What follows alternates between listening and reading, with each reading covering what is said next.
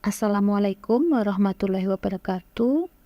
Selamat berjumpa kembali dengan saya, Beta Romadianti, pada pelatihan tutor privat profesional. Kali ini kita masuk di materi sesi 4 ya, tentang pengelolaan pembelajaran privat.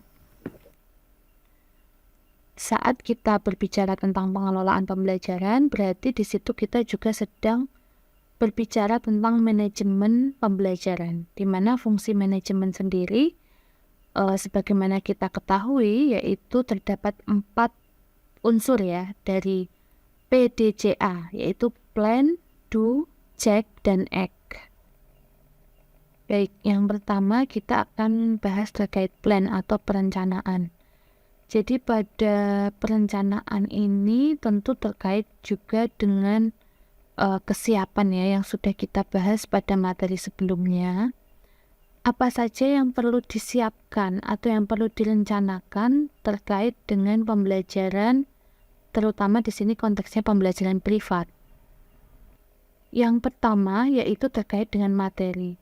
Pada pembelajaran privat itu materi memang ditentukan oleh siswa. Tetapi cakupan materi yang harus dipelajari atau yang harus disiapkan itu pengajar harus tahu.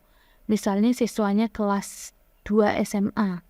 Pelajaran kelas 2 SMA itu kira-kira sampai mana aja. Nah, itu pengajar harus tahu.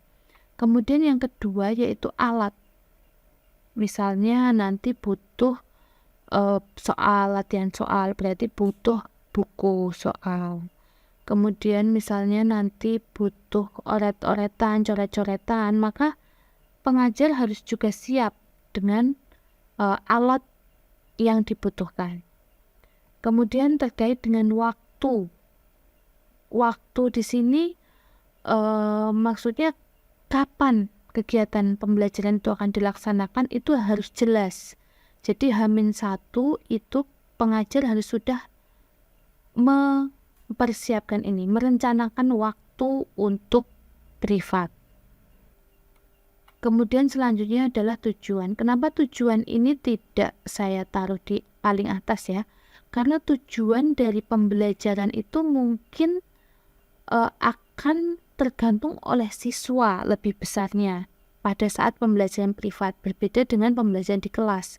Biasanya guru sudah menyiapkan tujuan pembelajaran apa yang akan dicapai, guru sudah memiliki. Tapi kalau pembelajaran privat, bisa jadi tujuan yang disiapkan guru itu tidak sesuai dengan tujuan dari siswa yang kita berikan privat.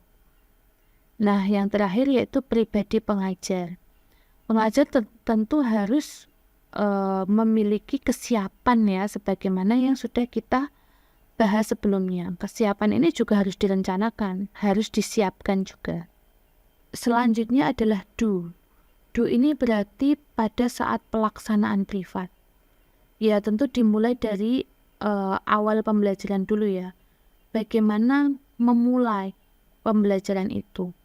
Nah ini guru harus memiliki kompetensi untuk mengetahui apa saja sih yang harusnya penting untuk dilakukan dalam pembelajaran itu agar siswa engage. Selanjutnya yaitu terkait masalah, penanganan masalah.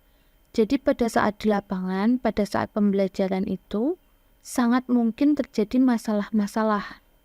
Entah itu yang berasal dari siswa, berasal dari guru itu sendiri, maupun berasal dari lingkungan belajar siswa pada waktu itu.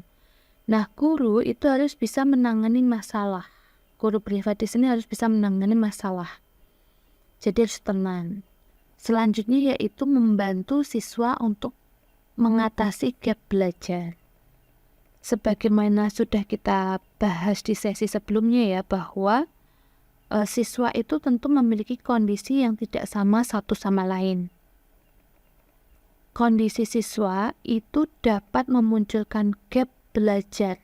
Artinya harusnya siswa sudah mencapai kompetensi tertentu tetapi mungkin tertinggal, atau bisa jadi malah dia memiliki kompetensi yang lebih daripada teman-temannya. Nah itu bagaimana kita membantu untuk mengisi gap itu. Mengisi gap itu kalau dia kurang, ya kita membantu untuk mencapai ke kompetensi yang seharusnya. Kalau dia lebih, berarti bagaimana kita bisa mengembangkan kompetensi yang sudah ada itu untuk lebih lagi, berkembang lagi. Jadi kita memfasilitasi kemampuan yang berlebih itu dengan baik. Nah, yang selanjutnya setelah tadi plan, do, nah ini check.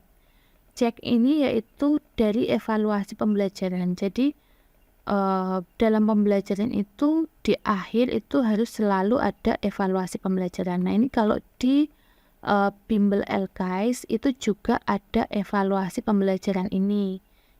Nah ini mungkin nanti akan menjadi bahan untuk mengevaluasi pembelajaran yang sudah dilakukan. Nah yang terakhir yaitu act. Act di sini artinya harusnya perbaikan berkelanjutan ya. Jadi misalnya dari bimbingan belajar dari hasil evaluasi tadi harus dilihat kira-kira kita kekurangannya apa ya. Nah dari kekurangan itu maka dilakukan perbaikan yang berkelanjutan. Nah di sini perlu ini nih, no baper club, artinya kita tidak boleh baper dengan hasil evaluasi yang didapat.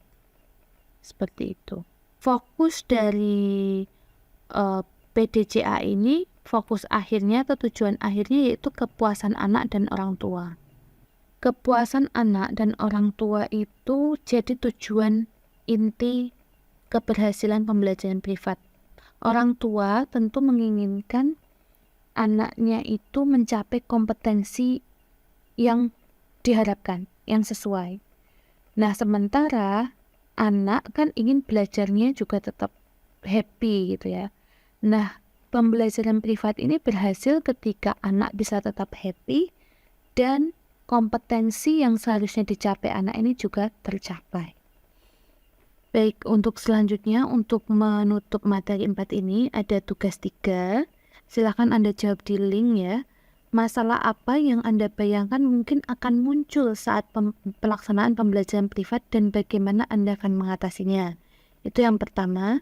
Dan yang kedua, berdasarkan prinsip PDCA tadi yang sudah kita bahas, uraikan bagaimana Anda mengetahui gap belajar siswa yang harus Anda bantu tadi. Nah, itu gimana Anda akan mengetahuinya. Baik, itu tadi yang dapat saya sampaikan terkait dengan materi yang keempat, sesi keempat tentang pengelolaan pembelajaran privat. Semoga bermanfaat. Sekian, wassalamualaikum warahmatullahi wabarakatuh.